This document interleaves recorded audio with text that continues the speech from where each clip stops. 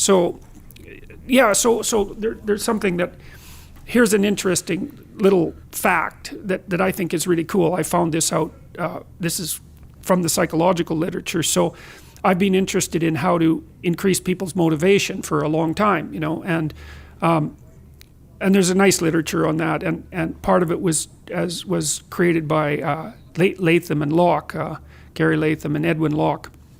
And they were looking at goal setting. That's how they described it, as a means to improve business productivity. And so what they imagine that you have two teams and you get them to set goals, say, and one team sets goals for their corporate productivity and another team sets goals for their life. And then you match them head to head over some period of time and see which one comes ahead. And what happens is that the people who set goals for their life beat the people who set goals for the company.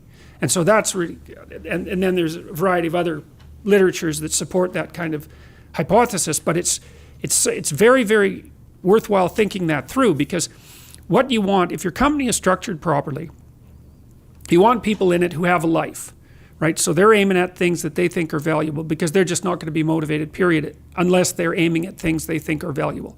And then you want their loyalty to the company to be nested inside that. So they have to see that working there, no matter what it is that they're doing, and often jobs are repetitive and dull and difficult and challenging and all of that, or you wouldn't be paid to do them, right? They're not all fun and games. But if you can see that the less intrinsically interesting things that you're required to do are related in some directly intelligible way to goals that you regard as valuable, then that tags those activities with this dopaminergic kick that we were talking about earlier. So you need this hierarchy of values, right? Just like, here's what I'm doing with my life, here's why my job is important to that. Or maybe it isn't, and then you have to quit and go find a new job, but that's fine. But, because you might discover that too. And so we started trying to formalize this when at the same time that I also realized something that I've never recovered from realizing, I think. So I teach students, usually for this class it was third and fourth year students, and so this is at the University of Toronto. They're pretty smart kids. It's a hard university to get into, and they're pretty disciplined, and they're actually quite conservative, all things considered. And I was teaching them about stories and about the fact that our life is a story with a goal and a purpose and a beginning point.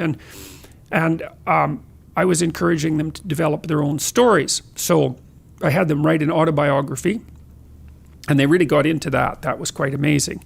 To identify, to break their life into epochs and then to describe the important episodes in each epoch, both positive and negative, and what they might do to reduce the possibility of the negative in the future and to capitalize on the positive, which is the purpose of memory, by the way.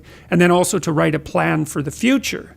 And so we formalized that. So the plan is, okay, first of all, you have to get yourself in the right mindset. And the mindset is you're trying to take care of yourself like you would care for someone that you cared for. That's a hard mindset to get into, because people like their pets better than they like themselves often. And then you have to have a vision. And so the vision would be, well, okay, 3 to 5 years down the road, if your friendship networks were configured properly, what would that look like?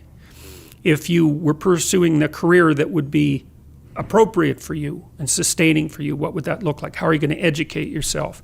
How are you going to take care of yourself mentally and physically? What do you want for an intimate relationship? And how are you going to handle temptations like alcohol and drug abuse? Because they take people down pretty frequently. So all you have to do is think about, okay, what could that be like if you had what you needed?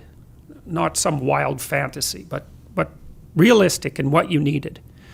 So that's the first part. And then, okay, now write for 20 minutes about what your life could be like 3 to 5 years down the road if all of this came together.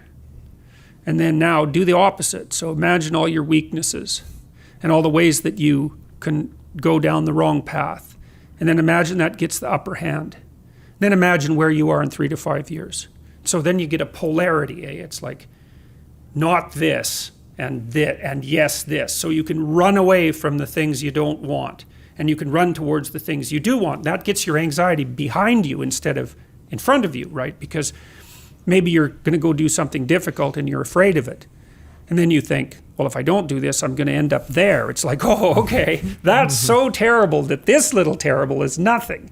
So, and then in the next part of the exercise, you turn that into an implementable plan, you know, and you write about why your life would be better and why your family's life would be better and why your community's life would be better. So it's like fully articulated. And we've tested about 10,000 university students with that now in 3 different locales. And we've increased the probability that they'll stay in university by about 30% and raised their grade point average about the same. And it's worked best for men who were doing the least well.